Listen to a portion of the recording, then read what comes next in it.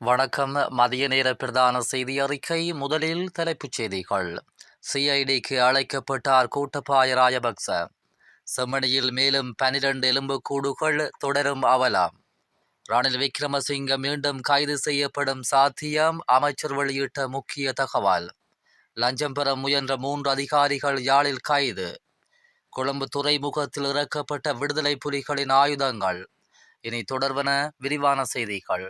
முன்னாள் ஜனாதிபதி கோட்டபாய ராஜபக்ச மற்றும் முன்னாள் ஜனாதிபதியின் செயலாளர் சமன் ஏக்கநாயக் ஆகியோர் 2 தனித்தனி முறைப்பாடுகள் தொடர்பாக வாக்குமூலம் அளிக்க குற்றப்புலனாய்வு திணைக்களத்திற்கு அழைக்கப்பட்டுள்ளதாக தெரிவிக்கப்படுகிறது. காலி முகத்திடலில் போராட்டம் நடத்தியவர்கள் மீதான தாக்குதலை கட்டுப்படுத்த தவறியது தொடர்பாக முன்னாள் பொலிஸ் மா அதிபர் தேசப்பந்து தென்னக்கோன் அளித்த வாக்குமூலம் தொடர்பில் கோட்டபாயவுக்கு அழைப்பு விடுக்கப்பட்டுள்ளது. எனினும் அவர் அழைக்கப்பட்ட திகதி குறித்த தகவல் இன்னும் வெளியாகவில்லை. அதே நேரம் முன்னாள் ஜனாதிபதி ரணில் விக்ரமசிங்கவின் இங்கிலாந்து பயணம் மற்றும் வருகைக்காக அரசு நிதியை தவறாக பயன்படுத்திய குற்றச்சாட்டு குறித்து வாக்குமூலம் அளிக்க சமன் ஏக்கநாயக்கவை நாளைய தினம் முன்னிலையாகுமாறு குற்றப்புலனாய்வு திணைக்களம் அழைப்பு விடுத்துள்ளது. செம்மணி மனித புதைக்குழியிலிருந்து இன்றைய தினம் மேலும் 12 எலும்புக்கூடுகள் அடையாளம் காணப்பட்டுள்ளது. செம்மணி மனித புதைக்குழியின் 2ஆம் கட்டத்தின் 3ஆம் பகுதி அகழ்வு பணிகள் கடந்த திங்கட்கிழமை ஆரம்பிக்கப்பட்ட நிலையில் இன்றைய தினம் ஞாயிற்றுக்கிழமை 7வது நாளாகவும் முன்னெடுக்கப்பட்டது. செம்மணி மனித புதைக்குழியின் 2ஆம் கட்ட அகழ்வு பணிகளுக்காக நீதிமன்றம் 45 நாட்கள் அனுமதி வழங்கியுள்ள நிலையில் இன்றைய தினம் 39வது நாளாக அகழ்வு பணி முன்னெடுக்கப்பட்டது. அதேவேளை கட்டம் கட்டமாக இதுவரையில் 48 நாட்கள் முன்னெடுக்கப்பட்ட அகழ்வு பணிகளின் போது நேற்றைய தினம் அகழ்ந்தெடுக்கப்பட்ட 10 எலும்புக்கூட்டு தொகுதியுடன் இதுவரையில் 191 எலும்புக்கூட்டு தொகுதிகள் முற்றாக அகழ்ந்தெடுக்கப்பட்டுள்ளது. அதேவேளை இதுவரையில் 209 எலும்புக்கூட்டு தொகுதிகள் அடையாளம் காணப்பட்டுள்ளது. இன்றைய தினம் ஞாயிற்றுக்கிழமை நண்பர்களுடன் அகழ்வு பணிகள் நிறைவடைந்த நிலையில் நாளைய தினம் காலை மீண்டும் அகழ்வு பணிகள் ஆரம்பமாக உள்ளமை குறிப்பிடத்தக்கது. முன்னாள் ஜனாதிபதி ரணில் விக்ரமசிங்க மீண்டும் கைது செய்யப்படும் சாத்தியம் உண்டு என்று அமைச்சர் விமல் ரட்நாயக்க தெரிவிக்கின்றார். வார இறுதி பத்திரிகை ஒன்றுக்கு வழங்கிய நேர்காணலின் போது அவர் மேற்கண்டவாறு குறிப்பிட்டுள்ளார். ரணில் விக்ரமசிங்க கைது அரசியல் பழிவாங்கல் என்று கூறுவதில் எவ்வித அடிப்படைத்தன்மையும் இல்லை. சட்ட ஆலோசனைகளுக்காக பட்டலந்த ஆணைக்குழு அறிக்கை சட்டமா அதிபருக்கு அனுப்பி வைக்கப்பட்டுள்ளது. சட்ட ஆலோசனை கிடைக்க பெற்றதும் பட்டலந்த சம்பவத்திற்கு எதிராக எதிர்வரும் நாட்களில் சட்ட நடவடிக்கை எடுக்கப்பட உள்ளது. அதேபோன்று மத்திய வங்கி பிணைமுறை மோசடி விவகாரம் குறித்தும் விசாரணைகள் ஆரம்பிக்கப்பட்டுள்ளன. நீதிமன்றத்தின் விசாரணைகளுக்கு அமைய ரணில் விக்ரமசிங்க மத்திய வங்கி பிணைமுறை மோசடி விவகாரத்திலும் கைது செய்யப்படலாம். 166 லட்சம் மோசடி வெளிச்சத்தில் இடம்பெற்ற ஒன்றாகும்.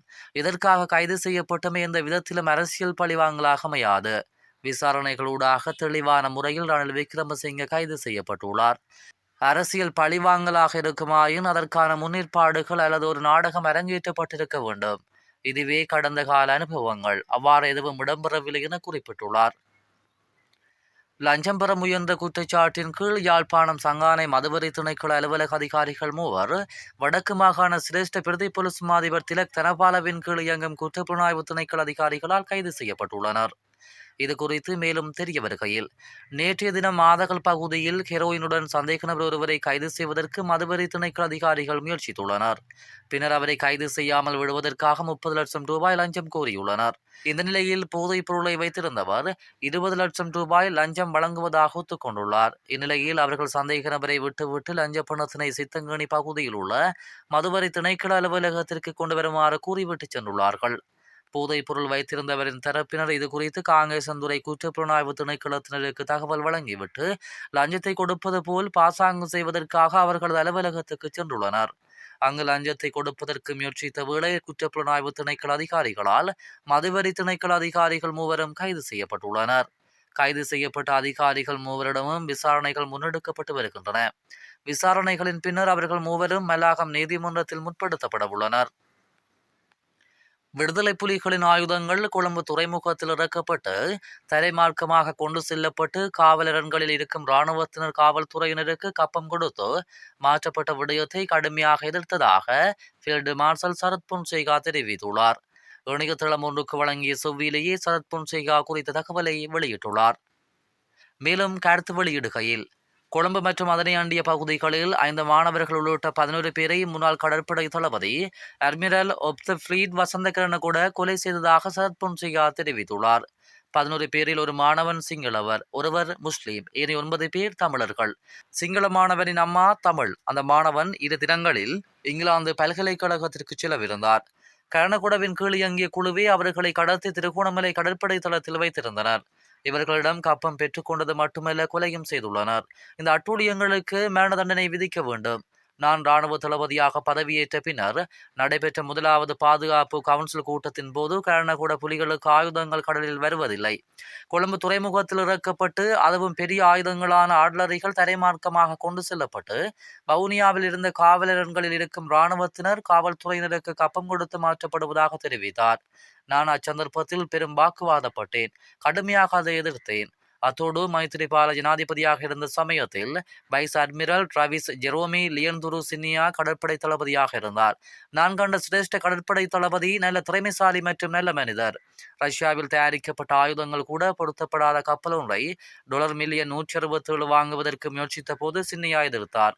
அதனால் அவரை 2 மாதங்களில் மைத்திரிபால வீட்டுக்கு அனுப்பியிருந்தார். ஆனால் அந்த கப்பலை ஆயுதங்களுடன் வியட்நாம் $1,120,000க்கு வாங்கியது.